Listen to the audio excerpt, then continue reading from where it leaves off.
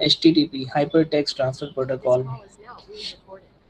So on application layer, we have the DNS, that is domain name server. When we have HTTP, Hypertext Transfer Protocol, SMTP, simple message transfer protocol, ये ना, हाँ, telnet है, ये telnet है, SSH है, ये आपके remote login protocols है, FTP file transfer basically protocol है, DHCP dynamic host configuration protocol, okay, automatic अगर आपको सिस्टम को IP एड्रेस असाइन करवाना है तो we can make use of the DHCP, okay, इसको हम लोग डायनामिक एड्रेसिंग भी बोलते हैं, तो dynamic addressing is done using this DHCP। तो ये सब प्रोटोकॉल्स हैं, आई होप कि ये सारे प्रोटोकॉल्स उतने ज़्यादा कुछ नहीं है, सिंपल है। तो पहले आपको मैं खाली स्लाइड्स मतलब के स्लाइड मूव करके आपको मैं चीज़ें बता देता हूँ, ठीक है, then you can easily refer this. For the very first protocol that is DNS, domain name server. इसका मैंने काफ़ी ज़्यादा नोट्स मैंने बुक से कलेक्ट किया, जितनी मुझे इन्फॉर्मेशन मिली सब मैंने कलेक्ट करके इसमें डाला, तो no need to learn each all the things, okay, so you can take the important things from those particular slide, okay. So domain name server, सबसे पहले why there is a need of domain name server, इसकी need क्यों है, why is the requirement, and you know that कि DNS का need क्यों है, because most of you know have already understood about this DNS कि basically ये mapping के लिए यूज़ होता है, आपका IP एड्रेस से डोमेन नेम और डोमेन नेम से IP एड्रेस की मैपिंग के लिए यूज़ होता है। बिकॉज ऐसा तो नहीं कर सकते, अगर कभी आप फॉर एग्जांपल एक वेबसाइट को होस्ट कर रहे हैं, अगर आप किसी वेबसाइट को होस्ट कर रहे हैं तो वेबसाइट का आप मतलब IP एड्रेस में नाम दो, तो अब IP एड्रेस हर किसी को याद नहीं रह सकता, जैसे फॉर एग्जांपल google.com है, आपका yahoo.com है, ओके, तो ये ऐसे जो वेबसाइट्स है तो इनका एक डोमेन नेम दे दिया गया, that is google.com, yahoo.com and XYZ mu.ac.in aitc.ac.in, ठीक है, तो ये कैसे नाम इनके दिए, अगर कभी नाम नहीं देते तो लोग याद नहीं, जैसे मैं आज याद रखा हूँ लोग याद नहीं रख पाते, तो इसके लिए रिक्वायरमेंट था कि कुछ ऐसा मैकेनिज्म हो पूरे वर्ल्ड वाइड लेवल पर, so that the mapping will be done between the name and the IP address, तो दोनों की मैपिंग के लिए आपका DNS है। नेम स्पेस फ्लैट, उसमें एक फ्लैट नेम स्पेस होता है, हिरार्चिकल नेम स्पेस होता है, डोमेन नेम स्पेस बेसिकली होता क्या है, उसमें कितने सारे मतलब कि कितने कितने लेवल्स होते हैं, अलग अलग लेवल्स को उसमें अलग अलग इससे मतलब के हिरार्की से बताते हैं, तो ये सब इन्फॉर्मेशन डाला हूँ मैंने। लेबल, जो नाम होता है उसको लेबल बोलते हैं, डोमेन नेम क्या होता है, देन उसमें नेमिंग के अंदर भी दो होता है, एक होता है फुल्ली क्वालिफाइड डोमेन नेम और एक होता है पार्शियली क्वालिफाइड डोमेन नेम, ठीक है, तो जस्ट मतलब ये सारे अलग अलग नाम हैं जो क्या है, डोमेन क्या है, देन उसके बाद में मेन यहाँ पर मैं बताता हूँ how the distribution of name space is done, because अगर कोई एक जन अगर बैठेगा, अगर एक से ज़्यादा लोग अगर देंगे तो क्या होगा, फिर वहाँ पे कॉन्फ्लिक्ट आ सकता है, फॉर एग्जांपल yahoo.com किसी ने लिया, याहू मैंने भी ले लिया, तो याहू याहू दूंगा तो कौन सी वेबसाइट पे जाएंगे, तो बहुत सारा ऐसा डिस्ट्रीब्यूशन का मैकेनिज्म है जो कि इन लोग फॉलो करते हैं। देन हिरार्की है, root server, primary and secondary server, root server पे मेन डेटा स्टोर होता है, उसके बाद में प्राइमरी एंड सेकेंडरी सर्वर भी होते हैं जो कि सारा सारा नेम स्पेस को मेंटेन करते हैं। देन बाद में कंपेयर किया है, इसमें फिर अलग अलग डोमेन्स है, जैसे generic domain, country domain, inverse domain, you can C in the bottom side. Generic domain क्या होते हैं, कंट्री डोमेन क्या होते हैं, कंट्री डोमेन भी अलग होते हैं, ये देखो ये सारे ये सिंपल पूरा क्रक्स इसके अंदर है, आप लोग ने देखा होगा AERO, किसी वेबसाइट के आगे लिखा रहेगा AERO, that is airlines and aerospace companies, okay, so any company any organisation belongs to the airlines और aerospace company, so they can use this aero वाला AERO, तो XYZ.aero, ओके, सो देन बाद में आपका BIZ, that is for business और firm, ठीक है, जो मतलब कमर्शियल होता है बेसिकली उसके लिए यूज़ करते हैं, कॉम कमर्शियल है तो आपको पता है। उसके बाद में COOP है, cooperative business organisation, EDU educational organisation, GOV government के साइट के आगे आपने देखा होगा .gov लिखे आता है, info informational service provider, INT international, MIL आपका मिलिट्री ग्रुप है, देन म्यूजियम के लिए पूरा म्यूजियम है, नेम पर्सनल नेम, देन आपका नेटवर्क सपोर्ट सेंटर्स है, ORG, नॉन प्रॉफिट ऑर्गेनाइजेशन, आपके NGOs वगैरह यूज़ करते हैं लोग, PRO प्रोफेशनल इंडिविजुअल ऑर्गेनाइजेशन, तो ऐसे अलग अलग जेनेरिक डोमेन है, ठीक है। उसके बाद में कंट्री डोमेन आते हैं, सो कंट्री डोमेन तो आपको पता ही है, .in तो इंडिया के लिए, डॉट कहाँ थे, यहाँ थे ना, कहाँ थे हम लोग ने कहीं तो देखा था, तो मेरा अलग अलग कंट्री डोमेन भी होता है, जैसे .in है इसके लिए, .us है तो यूएस के लिए, ठीक है। तो ऐसे अलग अलग कंट्री ने अपना अपना डोमेन, कंट्री डोमेन भी होता है, ये भी एक अलग ये सेकंड टाइप का आपका डोमेन है। एक एक बंदा होता है रजिस्ट्रार, ओके, जो कि मतलब एक पोस्ट है जो कि डीएनएस को मेंटेन करने के लिए यूज़ करते हैं। तो ये क्या करता है, जिसको भी चाहिए रहेगा, जिसको भी डोमेन नेम चाहिए रहेगा तो वो उसके लिए रिक्वेस्ट देगा, और उसके बाकायदा उसकी फ़ीस होती है, चार्ज करेगा वो, और उसको पर्टिकुलरली सारे हिसाब से वो अवेलेबिलिटी चेक करेगा, अवेलेबिलिटी चेक करके फिर आपको असाइन करेगा। Resolution, mapping a name to an address or an address to a name is called name address resolution. तो आपका डोमेन नेम, जैसे for example mu.ac.in, it's a domain name, okay, और उसका IP address है, दोनों का जो रिजोल्यूशन किया उसने, दोनों को जो मैप किया है, दोनों की जो मैपिंग किया है, it is called name address resolution, ठीक है। मतलब बेसिकली अब अगर मतलब लोगों को या स्टूडेंट्स को mu.ac.in का आईपी एड्रेस याद रखने की जरूरत नहीं है, वो डायरेक्टली mu.ac.in याद रख सकते हैं, simple.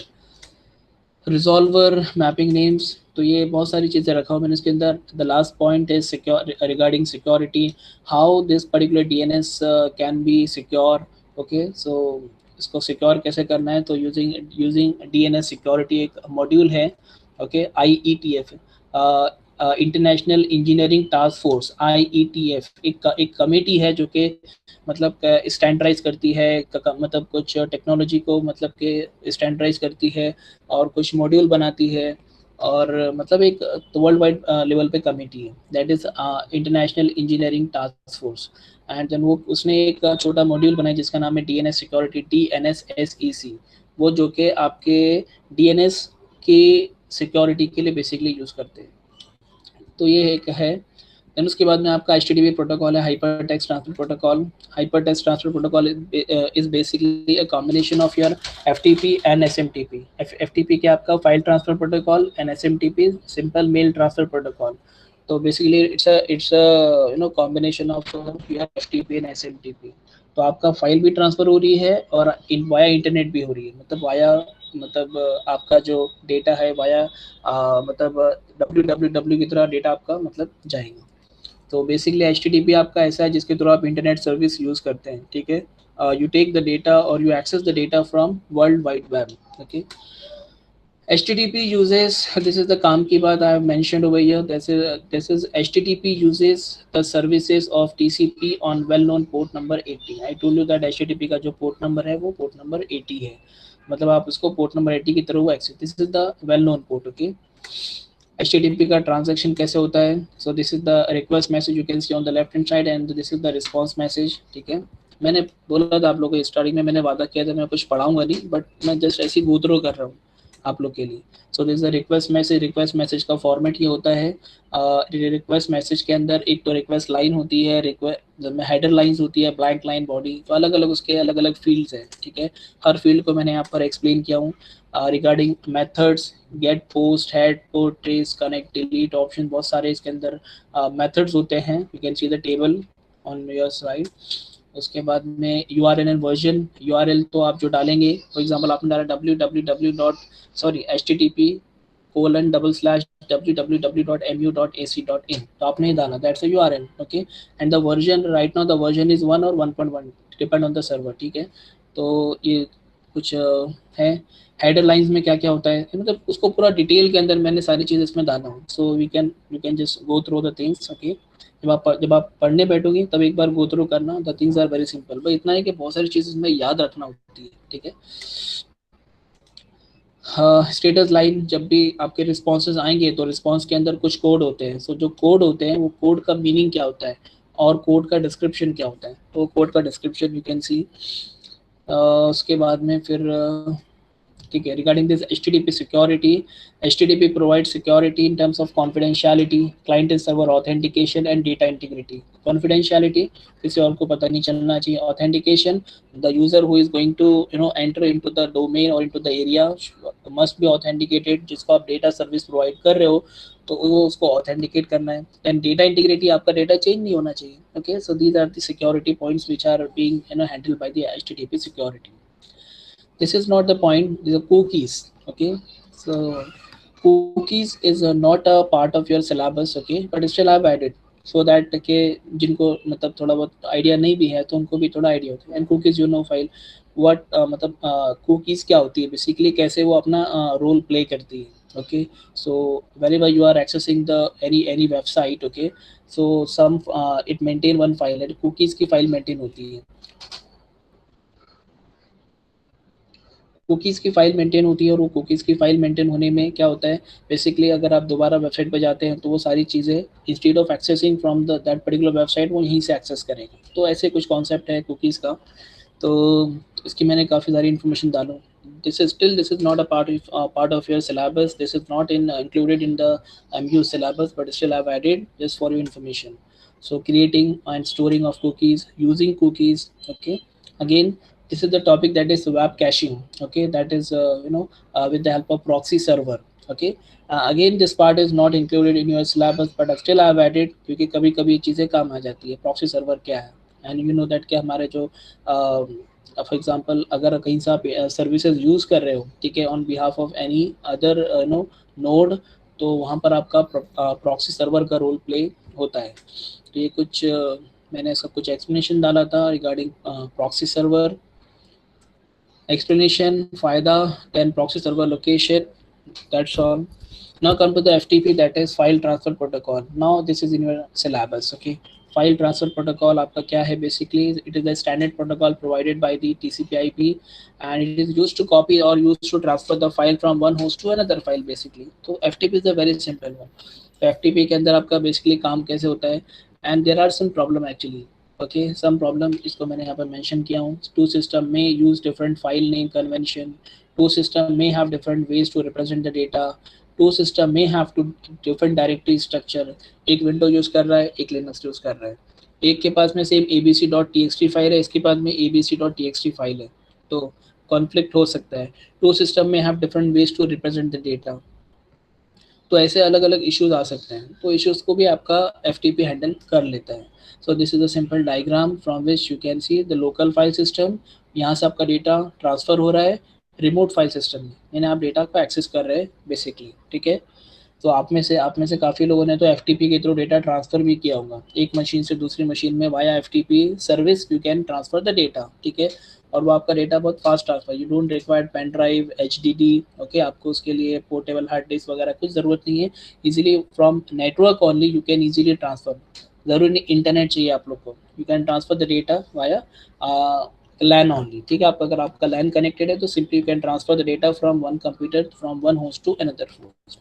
Some components are given like at the client side and at the server side, okay. Three component, two component, आपके क्लाइंट के पास में तीन कंपोनेंट्स है, सर्वर के पास में टू कंपोनेंट्स है, ठीक है। और फिर इसमें टू कनेक्शंस है। एक तो होता है कंट्रोल कनेक्शन, जिसकी मदद से आपका जो कनेक्शन होता है उसको कंट्रोल करते हैं, और होता है दूसरा होता है डेटा कनेक्शन। डेटा कनेक्शन से आप क्या करते हैं, डेटा ट्रांसफर करते हैं। तो FTP के अंदर दो कनेक्शन होते हैं, you can read it and you can get it, the things are very simple, I am sure about it. Transmission mode, तीन ट्रांसमिशन मोड है, stream mode, block mode and compress mode. Stream mode कैसे, तीनों को अलग अलग आप explain मतलब इसमें रीड कर सकते हैं, ओके। रिगार्डिंग सिक्योरिटी, लास्ट में सिक्योरिटी आती है, प्रोटोकॉल की सिक्योरिटी। सो लास्ट में जो एक है you can C SSL FTP, this is the module from which the FTP can be secured. Email, electronic mail, okay, again it works on your application layer. Explanation, common scenario, there are few agents which work like MTA and MAA. This is the user agent on the left hand side, you can see MTA client, this is MAA client. MTA is nothing but the message transfer agent, MTA, और MAA मा client, तो यहाँ पर आपका है basically message access agent. तो आपका जो सीन है, जो सिनेरियो है, वो कुछ ऐसा है कि if I am sending you a mail, अगर मैंने आपको एक मेल भेजा तो ज़रूरी नहीं कि आपको अभी ही उसी टाइम पे रिसीव करना है। आपके आपके सर्वर पे मतलब जो मेल का जो सर्वर है, तो उस पर कोई ना कुछ मैकेनिज्म ऐसा है कि वो मेरे मेल को जो मैंने आपको भेजा हूँ तो उसको स्टोर करके रख रहा है, ओके, उसको स्टोर करके रखा है। और जैसे ही आप मेल ओपन करोगे तो आपको मेल आया, मेल आया, मेल आया, आपको ऐसा कुछ बताएगा, ठीक है। तो ये कुछ एजेंट्स होते हैं जो कि हमारे सर्वर्स पे काम कर रहे होते हैं। वो दो एजेंट्स हैं, उन दो एजेंट्स के नाम है MTA और एक है MAA।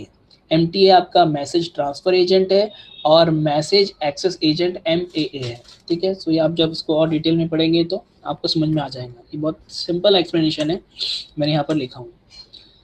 हाँ, user agent, message transfer agent आपका SMTP है। अच्छा, इलेक्ट्रॉनिक मेल के अंदर पे जो आपका मैसेज MTA है, that is message transfer agent, वो SMTP आपका काम करेगा, simple mail transfer protocol. Okay, उसके कुछ कमांड है, उसके कुछ रिस्पॉन्सेज है, उसके कुछ कमांड्स यहाँ पे मेंशन किया हूँ मैंने, उसके कुछ रिस्पॉन्सेज यहाँ पर मेंशन किया हूँ। ओके, रिस्पॉन्सेज कंटिन्यू है।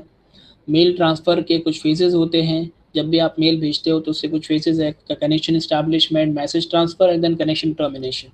ज़ाहिर बात है, जहाँ पर रिलायबल कम्युनिकेशन है, रिलायबल ट्रांसफ़र है, तो वहाँ पर आपको ये 3 फेजेस देखने को मिलेंगे। Then message access agent, MTA कौन था? SMTP था। मैसेज एक्सेस एजेंट कौन है? POP and IMAP। These are the 2 protocol. Post office protocol POP, IMAP internet control, internet messaging access करके कुछ तो है, वो मैंने भी बहुत दिन से देखा नहीं। IMAP का यहाँ पर लिखा नहीं मैंने। Internet mail access protocol, internet mail access protocol. So these are the 2 mail message access agent. One viva question may be asked from this topic is that what is what are the different message transfer agent and message access agent? तो 3 याद पर रखो। One is SMTP आपका message transfer agent है, और pop and IMAP। अच्छा, pop के आगे एक और है, पॉप 3 भी है, पॉप एंड पॉप 3। तो ये आगे का वर्जन है, version 3। So pop and IMAP are the message access agent. ठीक है। हाँ, telnet terminal network, full form उसका टर्मिनल नेटवर्क है। बेसिकली रिमोट लॉगिन के लिए, रिमोट एक्सेस के लिए, रिमोट सिस्टम एक्सेस के लिए टेलनेट प्रोटोकॉल यूज़ करते हैं। देखिए ना आपने, पहले ऐसा सिस्टम था हमारे पास में, जब हम लोग मतलब नीचे फ्लोर पे रहते थे, तो when anyone is performing any practical, okay, so जब भी उसने प्रैक्टिकल परफॉर्म किया है, जब वो अपनी फाइल चेक करवाने आता था, तो फाइल चेक करवाने के लिए आता था, तो फिर हम लोग उसका एड्रेस, उसका IP एड्रेस पूछते थे, जहाँ पर मतलब उसका प्रोग्राम या उसका एक्सपेरिमेंट जहाँ पर भी है, फिर वो हम लोग को एड्रेस बताता था। हम लोग एक्सेस करके सिंपली उसका एक्सेस लेते थे, प्रोग्राम चेक करते थे, रन करते थे, और उसके बाद में उसको आंसर कर। तो पहले ऐसा एक सिस्टम था हमारे पास में। तो बेसिकली आपका टेलनेट है, तो वो टेलनेट आपका रिमोट लॉगिन के लिए, रिमोट एक्सेस के लिए है। So this is the introduction part, and this is the diagram for remote, this is the local logging you can see, and this is the remote login. Okay, उसके बाद में दोनों में कंपैरिजन, डिफरेंस क्या है। Secure shell, this is another one. ये भी आपका इंक्लूड नहीं है, बट इसको मैंने ऐड कर दिया हूँ, बिकॉज जब आपका टेलनेट ऐड हुआ है तो SSH को भी ऐड करना बनता है। तो SSH थोड़ी सी और आगे की चीज़ है, हालांकि साम है। इसका इंट्रोडक्शन है, then component of your SSH, that is SSH con, SSH auth, SSH trans. तो ये इसके कुछ 3 कंपोनेंट होते हैं, तीनों कंपोनेंट को एक्सप्लेन किया है। एंड ये कुछ सर्विसेज है जो कि हमारा प्रोटोकॉल प्रोवाइड करता है। ओके, और तीनों को एक्सप्लेन किया, that is SSH authentication protocol, SSH connection protocol, and last one एक और है, दैट इज प्रति गुड प्राइवेसी, PGP बोलते हैं। SNMP आप किस में है? SNMP है। सो आई थिंक इसके पहले वाला जो था SSH नहीं था, लेकिन SNMP है शायद। तो मैंने कुछ जो है आपके सिलेबस में, इसके अलावा मैंने काफ़ी इसमें ऐड किया हूँ। ठीक है, just for your reference. Okay, बाद में आप लोग रीड कर सकते हैं। तो इसकी कुछ नोट्स हैं, आज इस वांट टू स्टॉप बिकॉज कुछ वो नहीं है आगे बढ़ के भी। सो दीज आर जो डिफरेंट टॉपिक्स एंड प्रोटोकॉल्स जो कि मैंने इसमें ऐड किया हूँ आप लोग के लिए। सो you can read it later जब भी आप लोग प्रिपेयर करेंगे, बिकॉज ये आपका UT1 में तो ये इंक्लूड है नहीं। UT1 में आपके फर्स्ट 3 चैप्टर्स ही इंक्लूडेड है, इसके लिए आपको इसका टेंशन नहीं है। अगर UT2 इन केस अगर होता है, अगर UT2 होता है, तो फिर आपको फर्स्ट आपका चैप्टर नंबर 4, 5 और 6 में से 1-2 प्रोटोकॉल मैं मेंशन करूंगा, और फिर आपको डालूंगा। तो वही दो तीन प्रोटोकॉल जो मेंशन करूंगा वही आप लोग पढ़ेंगे, ठीक है। And regarding ESE that is end semester examination, वो कैसा होता है, will have one session, okay. अगर कभी ऐसा अनाउंस होता है कि आप लोग का जो एंड सेमेस्टर एग्जामिनेशन है वो होगा, और उसके तो होना ही है, लेकिन वो कैसे होगा, अगर वो MCQ बेस्ड होता है तो उसके पहले हम लोग एक सेशन जरूर लेंगे। उसके अंदर मैं आपको कुछ गाइडलाइंस भी दूंगा कैसे करना है, क्या कैसे होता है, और आपको कैसे स्टडी करना है, तो हम लोग सब देखेंगे। और ये पूरा मतलब होने के बाद में, पूरा सिलेबस होने के बाद में, आई डोंट थिंक कि हमारे जो क्वेश्चन पेपर है उनको कुछ काम आएंगे, बिकॉज क्वेश्चन पेपर को देख के तो आपका अभी अभी का MCQ बेस्ड क्वेश्चन पेपर नहीं बनने वाला है, बिकॉज एमसीक्यूज का पैटर्न ही अलग होता है। आपको पता है कि अगर कोई कॉन्सेप्ट है तो कॉन्सेप्ट में से एक पर्टिकुलर MCQ बन जाएगा, ठीक है। एंड एब्सोल्युटली आपका जो MCQs है तो वो सारे चैप्टर में से इक्वल रहेंगे अकॉर्डिंग टू देयर वेटेज, उनके वेटेज के हिसाब से रहेगा। तो उनके वेटेज के हिसाब से आपको प्रिपेयर भी करना है, इस पर्टिकुलर में से कितने क्वेश्चन, इसमें से कितने क्वेश्चन। आपका टोटल 80 मार्क्स का रहेगा या 50 मार्क्स का रहेगा। अभी अभी जो हाल ही में जो एग्जाम्स हुए हैं उनका 50 मार्क्स का था एक्चुअली, तो आप लोग का 50 का होगा या 80 मार्क्स का होगा, ये भी कुछ बोल नहीं सकते। So let us wait and watch. अभी आप अपनी खाली UT1 पे कॉन्सेंट्रेट करो। UT1 का होने के बाद में विल सी कि क्या आता है। अगर आता है तो then accordingly we will tell you and we will guide you, okay. So you can see, यहाँ पर आप लोग देख सकते हैं मैंने 6 के 6 चैप्टर्स की जो स्लाइड है, चैप्टर नंबर 1 2 3 4 5 6, तो 6 है, और 6 की 6 में जो PDF है सबको, जहाँ पर जो अननेसेसरी मटेरियल था वो मैंने निकाल दिया हूँ, अननेसेसरी स्लाइड थी वो निकाल दिया हूँ, और उसको पूरा सुबह से मैं वही करा था, पूरा कन्फाइन करके 6 के 6 चैप्टर की स्लाइड और उनका PDF। बिकॉज प्रॉब्लम होता है कहीं कहीं पर PPTX फाइल ओपन नहीं होती है, तो in that case you can open PPT file. The PPT files are also good, you can see, बहुत अच्छे से ओपन होंगी ये, आपको कोई इशू नहीं आएगा इसके अंदर, सब इन्फॉर्मेशन है, okay. Meanwhile you can copy the things, and you can paste it somewhere else, okay, if you want. So ये रही आपकी सारी की सारी स्लाइड। तो अभी फिलहाल के लिए आपको फर्स्ट 3 चैप्टर्स है, तो 3 चैप्टर्स आपके 3 स्लाइड्स में से पहले कवर अप करो और इसमें से अच्छे से पढ़ो, ठीक है। जो हम लोगों ने पढ़ा है वही चीज़ इसके अंदर है, वही चीज़ आपको अच्छे से रिपीट करनी है, कॉन्सेप्ट समझना है, चीज़ों को याद में रखना है as and when required, okay. तो ये 6 के 6 चैप्टर्स विद देयर PDF में आप लोग को गूगल क्लासरूम पे तो मैं डाला हूँ, बट स्टिल मैं इसको गूगल क्लासरूम पे मैं एक साथ में डाल देता हूँ, ठीक है। तो आपको सर्च करने की यहाँ पर ज़रूरत नहीं रहेगी, तो सारी की सारी चीज़ें आप लोग को एक जगह पर मिल जाएगी, ठीक है। तो TSEO क्रिएट मटेरियल, अच्छा, now it is your turn now. तो अब आप लोग को कुछ डिस्कस करना है, आप लोग से बात करने का था मुझे एक्चुअली, क्योंकि इतना पूरा सेमेस्टर गया लेकिन आप लोग से बात ऐसे बात नहीं हुई, तो मैं सोचा चलो ओके पहले आप लोग को ये चैप्टर के बारे में बता देता हूँ, चैप्टर में क्या क्या टॉपिक्स है वो बता देता हूँ, क्या क्या सब टॉपिक्स है वो बता देता हूँ, एंड देन विल डिस्कस। सो अब आपकी बारी है, बोलो। Meanwhile I will see in all chapters slides and PDFs।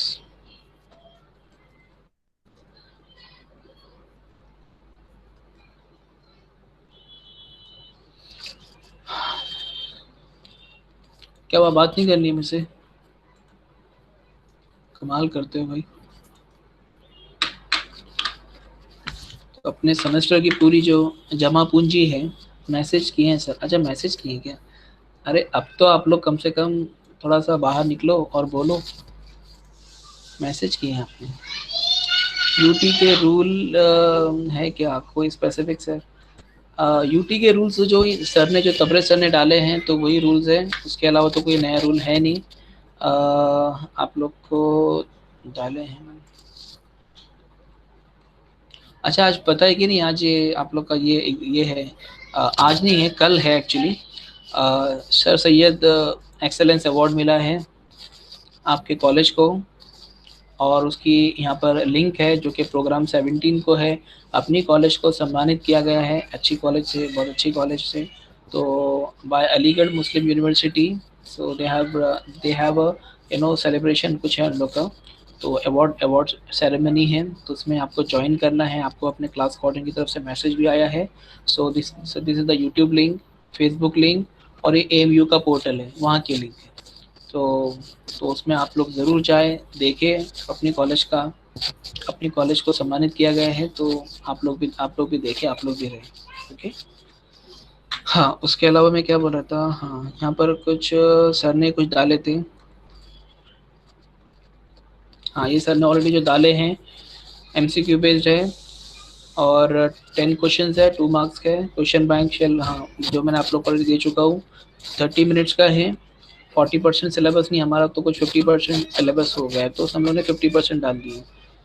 In case of power और नेटवर्क फेलियर, वही इंस्ट्रक्शन है, अगर कभी किसी का अगर कुछ प्रॉब्लम हो जाता है, network failure, power failure, so let me know, okay, so will have a retest again, but इसको मिस यूज़ नहीं करना है।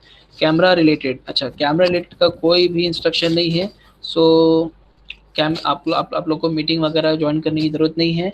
अगर जब मैं आप लोग को व्हाट्सएप ग्रुप पे लिंक डालूंगा, तो जो उसी वक्त में आपका स्टार्ट होगा और उसके बाद में एंड करेंगे, ठीक है। सो 30 मिनट्स का है, तो मैं व्हाट्सएप ग्रुप पर ही आप लोग को लिंक सेंड कर दूंगा। You can access the link, you can click from there only and you can access.